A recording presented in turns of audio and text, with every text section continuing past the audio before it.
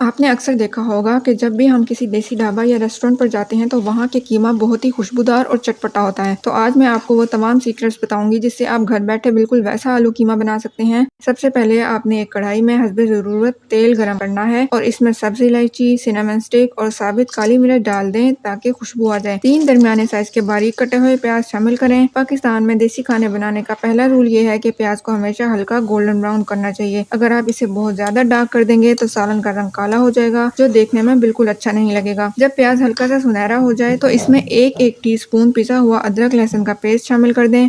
अब हम इसमें अपना बुनियादी मसाले शामिल करेंगे जिसमें नमक, सुर्ख मिर्च पाउडर, हल्दी और धनिया पाउडर शामिल है। इन मसालों को डालने के बाद थोड़ा सा पानी का छींटा लगा दें ताकि मसाले जले नहीं और इनकी अच्छी तरह भुनाई हो जाए। अब इसमें 3 बड़े टमाटर बारीक काट कर डाल दें या फिर टमाटरों का पेस्ट शामिल कर दें। थोड़ा सा भूनें और फिर चाहें तो इसमें 1 कप दही डाल दें। फिर इतना भूनें कि ऑयल अलग हो जाए और ऊपर नजर आने लगे।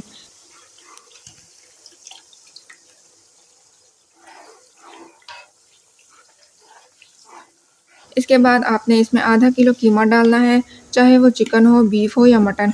अगर कोशिश करें कि कीमा थोड़ा मोटा पिसा हुआ हो ताकि खाने में उसका टेक्सचर महसूस हो। कीमे को तब तक भूनें जब तक इसका रंग गुलाबी या सफ़ेद ना हो जाए और इसका अपना पानी खुश्क ना हो जाए।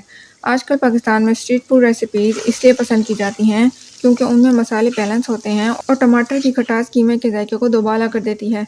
जब कीमा अच्छी तरह भून जाए तो इसमें 1 कप ताज़ा मटर और 4 से 5 दरमियानी साइज़ के कटे हुए आलू शामिल कर दें। इन सब्जियों को कीमे के साथ 2 से 3 मिनट तक भूनें ताकि मसालों का जायका आलू और मटर के अंदर तक चला जाए।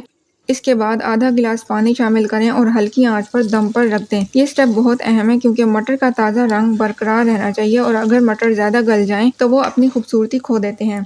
जब आलू नरम हो जाएं और पानी खुश्क होकर एक गाढ़ा सा मसाला बन जाए तो समझ लें आपका आलू मटर कीमा तैयार है। आखिर में इस पर बारीक कटी हुई हरी मिर्च और ढेर सारा धनिया छिड़क दें। एक और खास टिप ये बताती चलूं कि उतारने से पहले आधा चम्मच गरम मसाला और थोड़ी सी कसूरी मेथी हाथ से मसल कर डाल दें। इससे बिल्कुल वैसे ही खुशबू आएगी जैसे किसी बड़े रेस्टोरेंट के किचन से आती है।